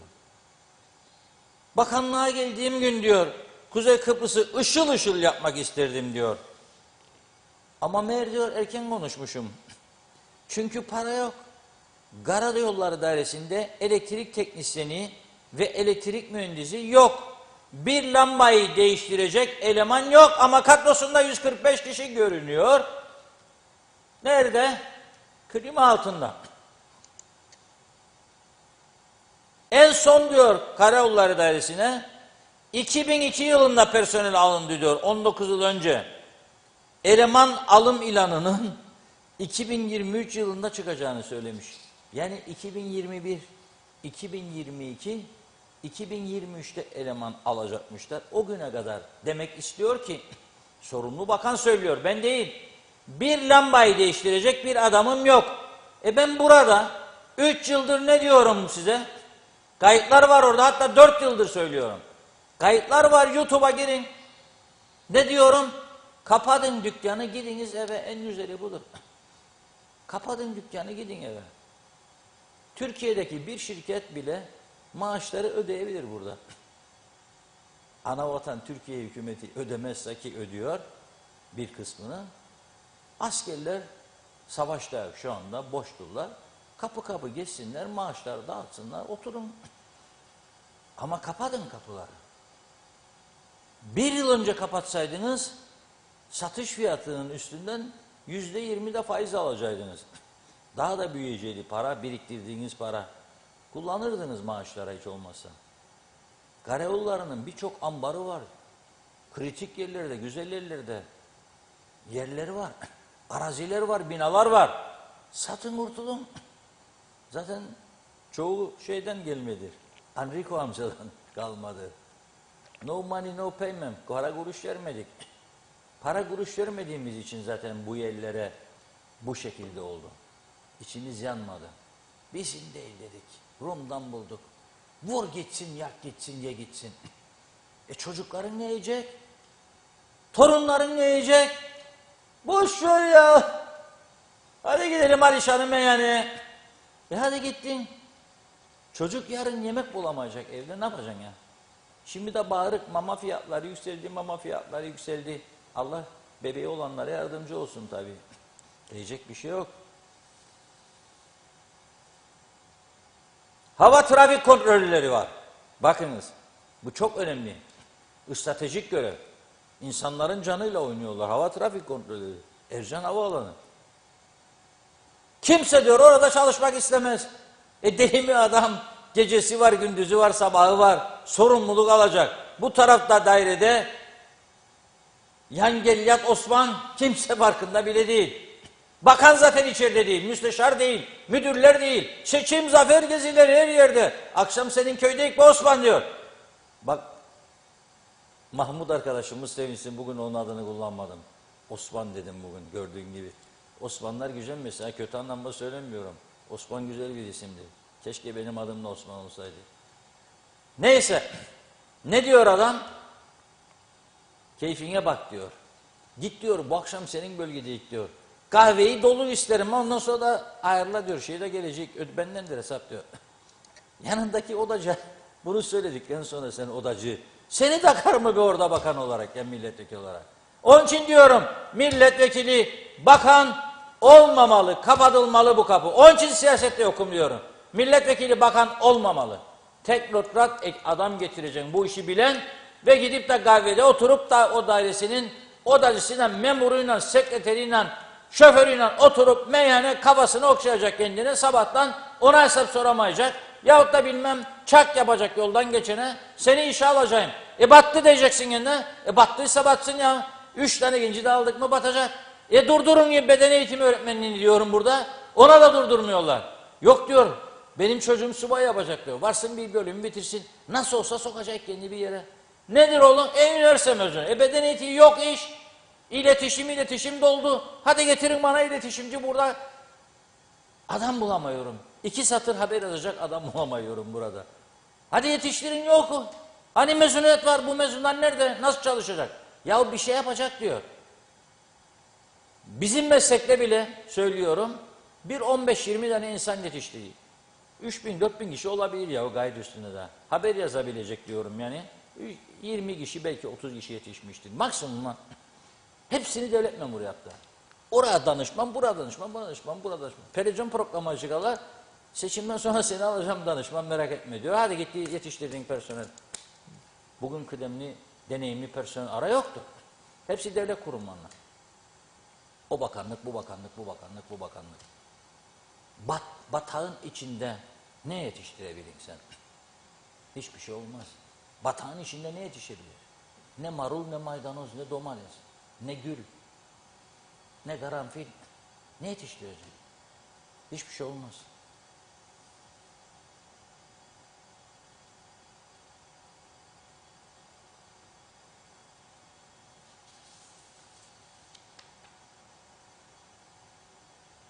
Seyir sefer harçları diyor. Bizim kasamıza gelse diyor eğer, bütün yolları yaparız. Ama diyor buna kesinlikle sıcak bakmıyorlar diyor. Onun için diyorum, kapatın dükkanı, gidin evinize, bırakın bunlarla uğraşmayı. Böyle acı acı der yanacağınıza Resmiye Hanım. Çekilin bir kenara. Bak Havva Hanım ne diyor? Yün işlemeye başladım diyor. Yün işleyebilirsiniz. Börek, baklava yapabilirsiniz. Tabii un bulursanız. Bugün un şirketinin sahibi de şikayet ediyor. Un bulmakta diyor zorlanıyoruz diyor.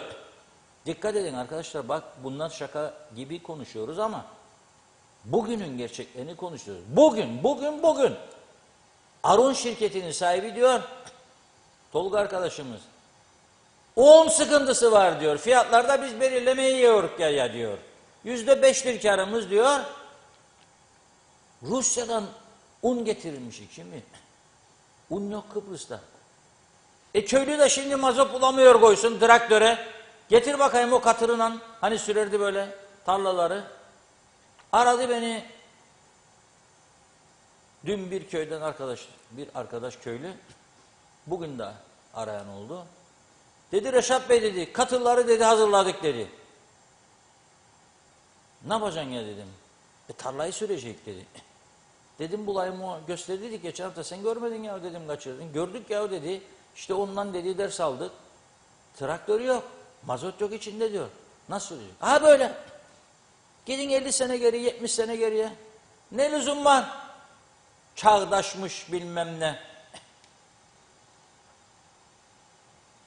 Çağdaşlık demek ne demektir? Yolda giden her 10 aracın 7 tanesi lüks olacak. Mercedes, BMW, Range Rover, Cherokee, Porsche. Porsche da var şimdi. Güm geçer yanınızdan. 100 kilometre yazar orada. Ne 100 ya? Porsche kullanacağım ben de 100 mü? 200, 220. Kim durduracak? Arada bir polis durdurduğunda, dün de bir arkadaşımız şikayet yazıyor bana.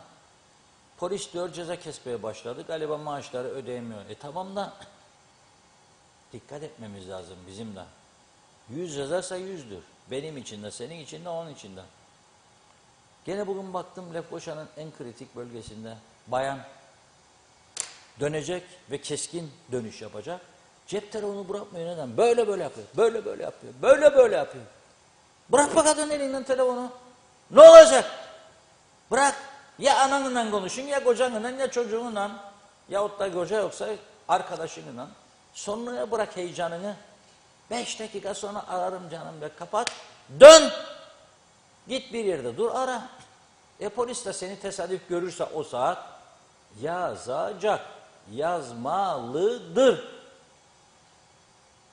Avrupa istiyorum. Barikatı geçince oraya al telefonu eline alabilsen bakalım. Al. Hadi göreyim. Bizim bir arkadaşımız kırmızı ışıkta durdu. Telefon çalmış. O da ne düşünüyor? Kırmızıdayım nasıl olsa diyor sürmem. Alıp bakayım. Aldı baktı yandı. Polis geldi yanına. Çek kenara. Çek kenara dedi. Geldi ertesi gün arkadaş bizim yandık diyor böyle böyle. Ha dedim. Barikatı geçerken kemerler bağlanır. Telefonlar kaldırılır.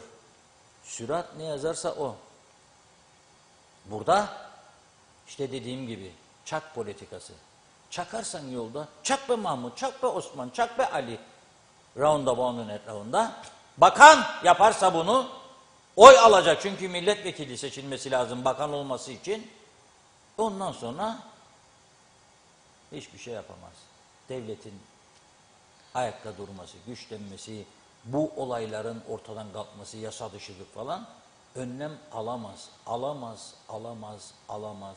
Nitekim alamadı, alamadı, alamadı. 23 Ocak sonrası alamayacak, alamayacak, alamayacak. Plan, program, proje hiçbir şey yoktu. 40 yılın aynı sloganı. Eşit egemen devlet, tek çare federasyon, yürü babam, Emirdağ'da oturacak kahvede dinleyecek. Be ama 40 senedir aynı laflar. Ne olacak elektrik? Ne olacak benzin meselesi? Ne olacak telefon dairesi? Ne olacak zamlar, çocuğun sütü her gün artıyor? Hani nerede projeniz? Nasıl yapacaksınız bu işi? Nasıl düzelteceksiniz? Çare tek çare rüyadan, hayal aleminden uyanıp gerçeklere dönmektir. İdi, geç kalındı. Bu saatten sonra. Çok geç kalındı. Çok. Ama bizim de payımız var. Halk olarak, toplum olarak bizim de payımız var. Hem de çok büyük payımız var. Cengelliyat Osman, tamam. Çok payımız var. Birbirimizi önemsemedik, birbirimizi ispiyonladık, birbirimizi küçümsedik ve bu şekilde günlük çıkarlarla hayatı idame ettirdik. Nasıl olsa Türkiye yollayacak dedik. Yollamadığı zaman da Andriko selam olsun, federasyon bu hale geldik. Bugünden sonrası için acil önlemler alması lazım. Diyor ki sendika başkanı tam da sobaları yakmaya başlıyor insanlar, geceleri soğudu. Zam yapmazsak diyor, bitti bu iş diyor. İlk defa duydunuz mu siz bir sendika başkanı zam çağrısı yapsın? Mecbur kaldı. Çünkü çalışanlar maaş alamayacaklar yarın o bir gün. Grevler, eylemler olsa da ne olacak? Ne olacak? Yapın grev, ne olacak? Para yoksa yoktur. Evet Funda Hanım. Hızlı başlayayım mesajlara. Evet, Elmaziye Öztunalı'yı görüyorum. İlk bakanlar bedava yerler. Onun için koltukları bırakmazlar. Elektrik, su ödemiyorlar diyor. Yetişemedim mesaja. Salih Boran da döviz krizini kim yarattıysa ülkemizin kayıplarını da karşılasın demiş. Vedat Alagöz. Evet, Ersan Saner'i eleştiriyor. Gitti şükür demiş. Sucuoğlu'na güvenelim, her şey daha güzel olacak diyor. Ne yaptığını bilen biridir demiş. Şahsen ümitliyim. Sunat Atun'a da güveniyorum demiş. Eski bakan da kendisi orada gördü, bir şeyler yapmak istedi diyor. Ama olmadı. Saygılar. Havalı İbrahim'in bir yazısı var. Okuyacağım. Erol Hasan Avustralya'dan iyi yayınlar diliyor. Ali Avcısoy, ağzınıza yüreğinize sağlık Sayın Reşat Akar abim. Arapköy'den izliyorum yayını. İkamet ettiğim sokakta 15 ev var. 10 tanesi benim bildiğim ev telefonlarını iptal etti. Ben de dahil. Girne Telekomünikasyon Dairesi'nde müdüre kadar çıktım şahsen. Müdürün söylediğini aynen yazıyorum. Kablo ister sizin köy, Allah bilir ne zaman değişir. En iyisi siz iptal edin telefonu. Boş yere sabit ücret ödemeyin. Çözüm bulacak akıl da yok maalesef. Evet, Havalı İbrahim karavan bölgesinde 29 yıldır kalan bir hasta bayan vardı diyor. Kimse yok. Hasta biri belediye karavanı yıkıp onu da kendi belediye şantiyesine koydu. Kadın hasta diyor, aç susuz, bu nasıl bir adalet de demiş. Devamı da var. Nerede kaldı kadın hakları, nerede kaldı adalet ve vicdan yazdı. Ahmet Kaplan, bende ne akıl kaldı ne fikir, kafam çalışmıyor artık, pilimiz bitti, pil de artık şarj olmuyor. Bana bir öneri sunabilir misiniz? Yaşamak ve ayakta kalmak adına lütfen. Sami Karasali, elektrik kurumu benden saat parası aldı. Ortada saat yok diyor. Bir ay oldu beklerim. Bu konuya da değinir misiniz demiş. Nazime Nalbant, soğuk Londra'dan herkese sevgilerini yolladı. Dövize çareler bulsunlar, çok mağdur var diyor. Kimse bir şey yapmıyor, iyi haber çıkmıyor, kimse konuşmuyor. Zamlar neden bu kadar yükseldi? Halk yandı kavruldu, umurlarında değil. Vicdanları rahat mı demiş. En ucuz sütü, ekmeği bile alamayacak duruma getirdiniz demiş. Küçücük çocukların günahını kim ödeyecek? Soruyorum, çok üzgünüm. İyi ki TV 2020 var. Halkın sesi oluyor. Her gün duyanlar var mı? Hepinize kolay gelsin dedi. Salih Mullalı, buradan partilere çağrı yapılsın. Hangi parti idareye geldiğinde referandum yapacaksa halk ona yönelsin. Aksi halde bu bozuk düzen devam edecek dedi. Havalı İbrahim bir diğer mesajında da yine o hasta bayanla ilgili yazdı. Çaresiz epilepsi hastası diyor. Dünya başına yıkıldı. Belediye başkanına çok sözler verdi ama kendi belediye şantiyesine koydu demiş. Ulus Barani, görünen köy kılavuz istemez diyor. Gerilmeyin. Dövizin artmasından, petrol fiyatlarının yükselmesinden dolayı tabii elektrik fiyatlarına da zam yapılması gerekir. Fakat şu anda Ocak ayında yapılacak olan seçimler dolayısıyla değil, Sucuoğlu hükümeti hiç kimse zam yapamaz demiş. Evet. Salih Boran, benzin depolarında benzin var mı yok mu denetimi hükümete aittir. Varsa ve benzin satışı yoksa ceza kesilmeli. Denetim yapıldı mı acaba? Eminim hayır diye de eklemiş mesajın sonuna. Mehmet Songül, şu anda devletin ambulanslarına yakıt bulamıyoruz demiş. Allah herkesin yardımcısı olsun. Hasan Nihat Erduran, sendika zam ister, maaşları garantiye alacak çünkü diyor.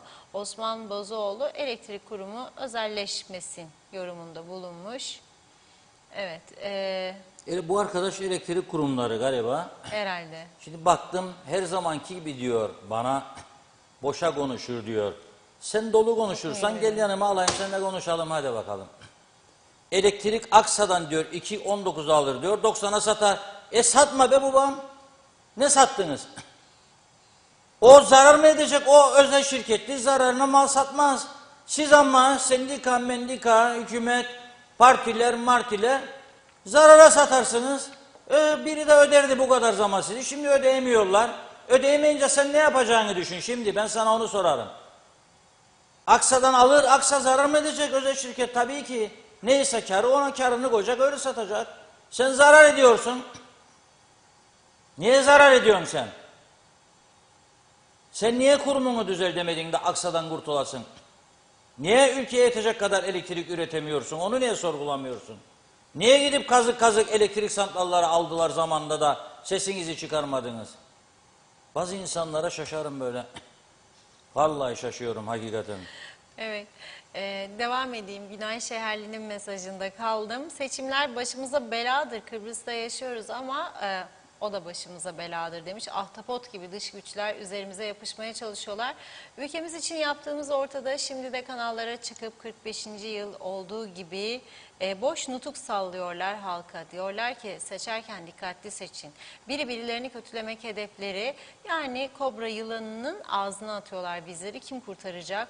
Ahtapot mu, Türkiye mi? Bu toplum hak ettiği yerde değildir. Birbirimize sımsıkı sarılalım demiş. Dünya olsun, Avrupa Birliği olsun hedef tahtası alacaktır. Sizlerin gündeme getirdiğiniz konular çok önemlidir bizim için. 45 yıl bu ülkeyi yönetenlerin ömrü olduğuna da inanmıyorum yazmış. Eser Yurteri iyi yayınlar diliyor. Evet, Ebru Yalçın Karakaşlı, biz konuşuyoruz, sokak konuşuyor, seçim var, seçim, adaylar, adaylar, oylar, oylar demiş. Seçim zaferi her şey yazdı. Evet, Mehmet İnancı, Cevap vermiş. Bülent Küçük acil olarak yapılması gerekenleri sıralamış. 1 diyor, elektrik kurumu acil özelleştirilmeli. 2, Kuzey Kıbrıs'ta belediye sayısı en az 7 ya da 8 adet olmalı. 3, ucube seçim sistemi hemen değiştirilmeli. 4, hızlıca ve ivedilikle başkanlık sistemine geçilmeli ve uygulanmalıdır. 5, ithalat ve ihracat bütün kalemler TL üzerinden işlem yapılmalı. Başka bir kurtuluş yolu da kalmamıştır dedi. Uğur Kambur, Allah razı olsun Reşat Bey, sizi dinleyince her şeyi unutuyorum, sorun da kalmıyor yazmış. Salih Boran, devlet dairelerinde kamu hizmetinden tayinli personel çok az kaldı. Çalışan personel hep iktidarların aldıkları geçici ve işçi personellerdir. İstisnalar hariç iktidarda kendinin oy verdiği parti ise işine tam olarak emek vermemektedir. Sorumlusu ise şikayette bulunsa çoğu zaman fırçayı sorumlu yemektedir demiş. Ahmet Halil, teşekkür ediyoruz. İyi yayınlar diledi. Hasan Yalınca, evet Reşat Bey diyor, bataklığın içinde ne yetiştirebilirsiniz diye sorarsanız yıllar evvel Arif Hoca demişti, çirkef yatağında gülistanlık olmaz. Mustafa Cici Baba, işe gidecek mazot bulamıyorum. Pardon diyor, 40 liraya aldığım pişmiş tavuğu 55 liraya aldım. Hep beraber geleceğe uçuyoruz kanatsız. Belgin Rıfat, gerçekten Reşat Bey, acaba Funda Hanım da bu seçimlerden sonra bir bakanlığa gidebilir mi? Fundacığım, sen olsun gitme diyor seçimlere. Orada kal, taş yerinde ağırdır. Gideceğin yerde seni bu kadar seven olmaz. Canım demiş, iyi akşamlar. Çok teşekkür ediyorum Belgin Hanım. Nejat Koray Sereker'de, söylediklerinizin hepsi yalan. Kuzey Kıbrıs gerçeği. Ancak bunu ülkeyi yönetenler bilmiyor mu demiş. Süleyman Sayman da en önemli konu denetimsizlik diyor Reşat Bey. 4 defadır meyhaneye gidiyorum, ne Adapas, ne PCR, ne antijen. Sorma gir yanı, denetleyen yok. Hiçbir yerde yok, sadece orada değil. Osman Mene de iyi akşamlar, iyi yayınlar diledi. Mehmet Arabacıoğlu, yakında temel gıda maddelerini marketlerde bulamayacağız yazdı. Mehmet Kurtulmuş, iyi ki varsınız TV 2020 en büyük diyor. İyi yayınlar diledi. Güner'in yeri, yıllardır haftada 2 kez mazot doldurduğum istasyonda bir haftadır bana mazot yok diyorlar demiş. Kınıyorum. Evet, Belgin Rıfat, yollar da Avrupa yolu. Herkes kurallara uyar değil mi Reşat Bey diyor. Hüsniye Ömer Özer, evet maliyemizin kasası boş, elektrik hesaplarını ödemeden aciziz ama maşallah uçmalardan, mucizelerden söz etmeye başladık. 23 Ocak seçimlerine hazırlıklar yapılıyor. Gerçekten hiç bu kadar rezil durumlara düşmemiştik demiş. Hesapsız, plansız, kuralsız yaşamaya mahkum edildik. 47 yıldır beceriksiz hatır gönül işleriyle mevkisini aldığı malları şu veya bu şekilde haksız kazandıklarını hak etmeyenler ordusuna teslim oldu bu toplum diyor. Mehmet İnancı, çaka çaka memleket çakıldı Reşat Bey. Sihirli değnekler de kurtaramaz ülkeyi demiş. Rahme Yıkılmazer, öğüt veren çok kıymetli Reşat abi. 3 gün kayınvalidemle devlet hastanesine kaldık. Dosya kapatmak için arşive gittim. Bir memur yetişemiyor. Kuyruk demiş. Kuyruk da çok uzun. Tek misin burada dedim. Evet 2 kişiyiz. Biri izne çıktı dedi. Tek kaldım. Eczane bölümüne gittim. Yine tek memur. Kuyruk yine gidiyor diyor. Benim kızım da kontenjanla Türkiye okullarını bitirdi. Doyamadılar okumaya açık öğretimde. 2. üniversite de bitti, yüksek lisans bitti fakat UBP'ci değiliz diye gereken dairelere giremedik. Yazıklar olsun demiş. Mehmet Arabacıoğlu, neydi olacağı, ne beklerdiniz Kuzey Kıbrıs'tan diyor. Emine Özatilla, evet yine eskiye döndük. Katırlarla tarla süreceğiz. Aklıma küçüklüğüm geldi, eve un almak lazım. Hiç değilse bitta yaparız. Ağzınıza sağlık, iyi ki varsınız diyor. Çok teşekkür ediyorum Emine Hanımcığım. Çok naziksiniz. Son mesajlar. Ata Hilmi Özsoylu, polisin yazdığı ceza belediyelere gider. Keşke maliyeye gitse demiş. Ahmet Kaplan da esnaf ve özel sektör çalışanlarının Allah yardımcısı olsun diyor. Devlet memurlarının zammı olmasa da belirli bir maaşı var dedi. Tolga Toptancı, yıllardır yapılan yanlış politikaların sonucu bugünkü durum ve hala da medet bekleriz. Dönün artık yanınıza bakın diyor. Zaten bu işe KKTC kalmayacak. Evet, Saadet Azak'ta, Reşat Bey artık biz parayla bile bazı şeyleri alamayacağız. Yazık günah, bir ekmek oldu 5 lira, sabah akşam zam. Necdet Mavi Gözlü, Kuzey Kıbrıs Birleşik Afrika Pakistan Cumhuriyeti'nden yine iyi yayınlar diledi. Evet, daha tehlikeli aşıdan diyor, Afrika kökenli insanlardır. Yarın yeniden buluşmak umuduyla yazdı. Evet, Zehra Sencer'de güzel sayılan bir şeyler de var. Sizleri evimizde misafir ederek günün haberlerini alıyoruz. Yazık üzgünüm memleketimiz yangın yerine döndü. Çok teşekkür ediyorum size de Zehra Hanım. Halit Melhem, herkes hükümeti suçlar, yok öyle demiş. Bizi batıran Türkiye'dir diyor.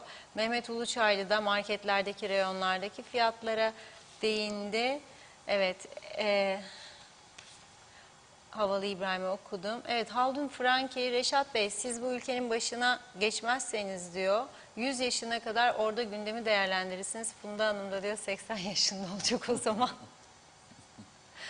Ay Allah uzun ömürler versin Allah. Bakıyorum eksik mesaj var mı diye. Mazhar Evsal var. İyi akşamlar. Hayırlı, huzurlu, mutlu, sevgi dolu geceler dilerim demiş. Müjde Aralık maaşları sterlin olarak ödenecekmiş diyor. Havalı İbrahim evet hasta bayanın mesajını okudum. Epilepsi hastası diyor. Karavan bölgesinden. Oradaki belediyeyi eleştirdi. Evet mesajınızı okuduk. Bir kez daha üstüne basa basa söyleyeyim. Evet bugünlük herhalde tamamladım mesajları. Buyurun Reşat Evet, Bey. çok teşekkür ediyoruz. Bayağı yoğun mesajlar vardı herkese ilgisinden dolayı. Şimdi bakınız, bugün aslında biz yani ana gündem maddesi her gün koronayı konuşmamız lazım. Ve aşılamayı öne çıkarmamız lazım. Rumların gündeminde, ana gündeminde şu an bugün için 3 tane konu var. Bir tanesi Anastasiadis Avrupa Birliği'nin Türkiye'ye karşı yaptırım uygulaması için zorladıkça zorluyor. Son 2-3 gündür gene ve mülteci konusunu öne çıkarıyor. Türkiye üzerinden geliyor bize diyor. Gündemde 1. 2. Korona. Korona. Koronayla mücadele. 3 de yarın Katolik dünyasının ruhani lideri Papa ziyaret ediyor Güney Kıbrıs'ı. 1 milyar 400 milyon insanın izleyeceği 3 günlük bir ziyaret yapıyor Güney Kıbrıs'a. Bu da Güney Kıbrıs'ın bu kadar büyük bir nüfusun içine girmesi, propaganda yapmasına vesiledir. Kıbrıs'ın işgal altında göstermesine vesiledir. İşgaldir diyecek. O propagandasını yapacak. Bundan büyük medetler umuyor. İstadyuma gidilecek. Orada dini ayin yapılacak. 100 kişi sadece Vatikan'dan geliyor koruma görevlisi. 100 kişi. 550 civarında da keskin nişancı koyuyorlar Rum polisinden. Bu kadar büyük önem veriyorlar korunması için. Onların gündemi bu. Bizim gündemimizde yakıt yok, dolar krizi, elektrik krizi, sistemsizlik ve pandemi hastanesinde yoğun bakım servisinin dolması. Bir tane boş yatak yok. Birçok insan mağdur. Okullarda biraz önce daha geliyor. Bebeklerin gitti okullarda korona vakaları var. Ve buradan 2 yıla yakın bir zamandır aşılanma konusunu teşvik etmeye çalışırken devleti yönetenlerden bizim gösterdiğimiz gayretin %10'unu görmedik. Arada bir demeçle işi geçiştirmeye çalıştılar. Ve şimdi tabii durum gittikçe kritikleşiyor. Halbuki aşının önemi hiç de küçümsenemez. Bugün Diyalog Gazetesi'nde var. Rum tarafı istatistik rakamları dün açıkladı. Bugün de başka bir açıklama var. Ona geleceğim. Diyor ki 599 bin kişi aşılandı diyor Güney Kıbrıs'ta. Bu aşılıların içerisinden sadece 387 kişisi pozitif vaka oldu diyor. 599 binden 387. Ama 5473 kişi de aşısız, tamamen aşısız. Dikkat edin lütfen. 5473 pozitif vaka aşısız, 387 aşılı sadece. O da aşının ya süreci geçmiştir ya da başka hastalıkları vardır, yaşlıdır ve diğer konularda ciddi sıkıntıları vardır. Bugün ise yeni bir açıklama geldi. Şimdi hala da devlet kurumlarında ve okullarda aşı mecburiyeti getirme konusunda adım atmayan KKTC hükümetine hediye ediyorum bu açıklamayı. Şöyle diyor Rum Sağlık Bakanı, artık diyor aşısız olanlar süresiz ve ödeneksiz izne gönderilecek. Son karar. Yeni önlemler kapıda diyor, rakamlar yükseliyor diyor, pozitif vaka ciddi tehlike var diyor. Dolayısıyla diyor artık diyor tüm kamuda her yerde aşıyı reddediyorsa süresiz ve ödeneksiz izne gidecek, evinde oturacak diyor. Bu da onun aldığı son karar. Ve geçtiğimiz haftalarda bir konuyu gündeme getirmiştik. 36 yaşında engelli Pınar Özderenoğlu. Annesi bize haber vermişti. Oraya arkadaşlarımızı gönderdik, röportajlar yaptılar. Neydi sorun? Bu engelli vatandaşımızı okuluna götüren minibüs arızalanmış. Bir minibüsü tamir edemediler. Bakın düşünün. Bir minibüsü. Biz bu konuşmayı yaptık burada. Gazetede yayın yaptık.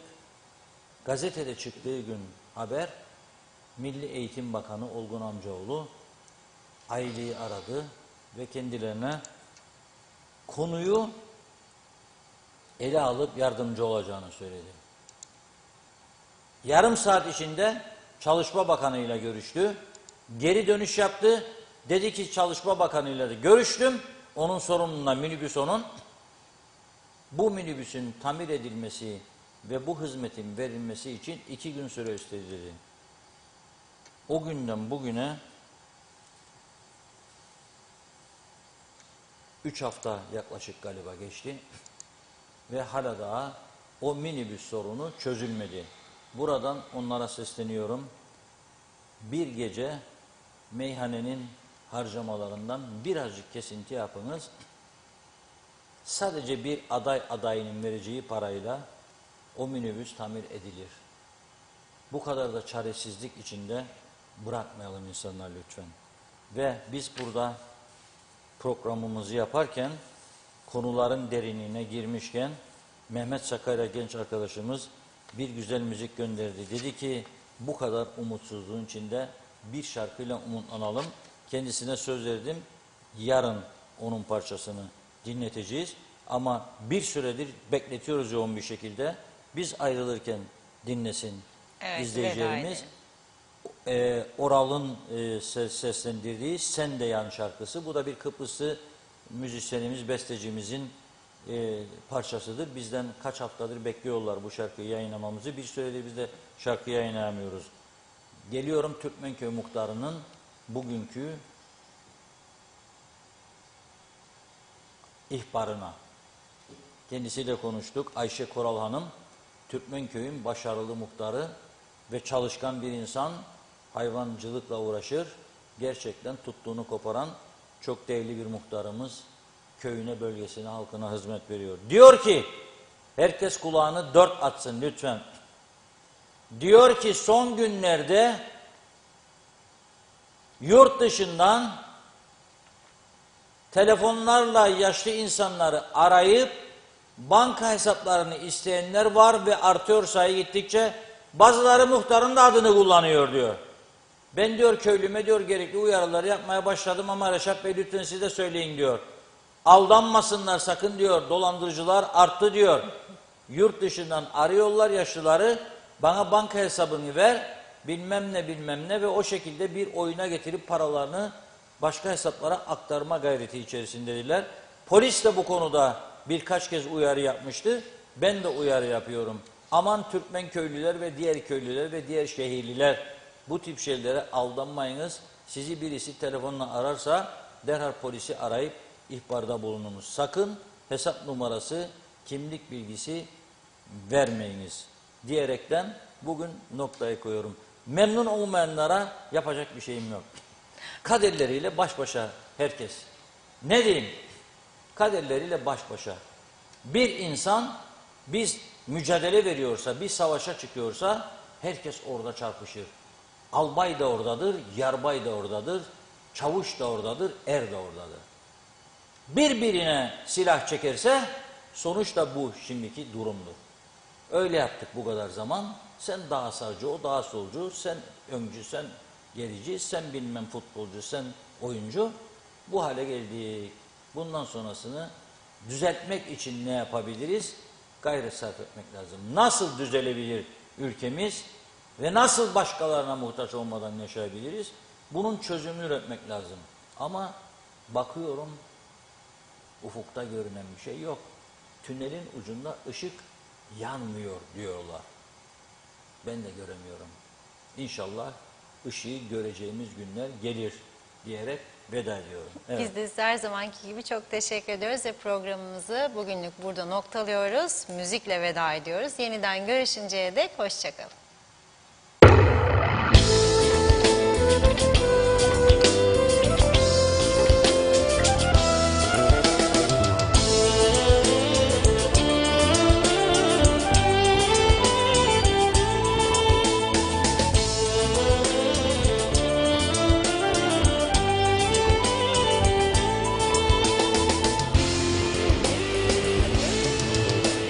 Susmayın ey dostlar, çare bulamaz doktorlar.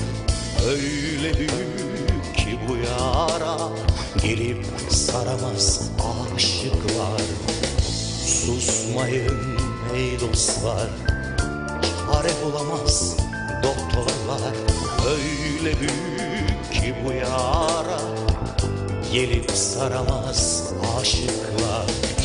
Sebebi malum sevdamız, suyumuz, aşımız, toprağımız, ilacımızdır bu kavga.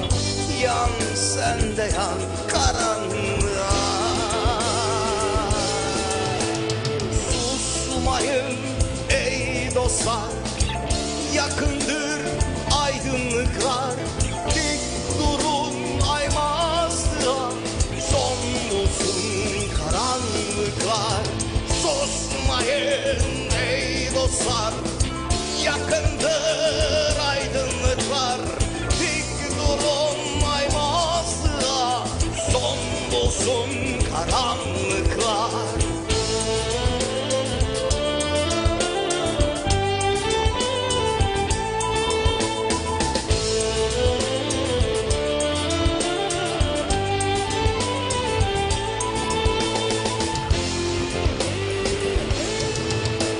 Susmayın ey dostlar, çare bulamaz doktorlar. Öyle büyük ki bu yara, gelip saramaz aşıklar. Susmayın ey dostlar, çare bulamaz doktorlar. Öyle büyük ki bu yara, gelip saramaz aşıklar. Sebebi malum sevdamız, suyumuz, aşımız, toprağımız, ilacımızdır bu kavga. Yan sen de yan karanlığa. Susmayın ey dostlar, yakındır aydınlıklar. Dik durun aymazlığa, son bulsun karanlıklar. Susmayın ey dostlar, yakındır aydınlıklar. Dik durun aymazlığa, son bulsun karanlıklar. Dik durun aymazlığa, son bulsun karanlıklar. Son bulsun karanlıklar.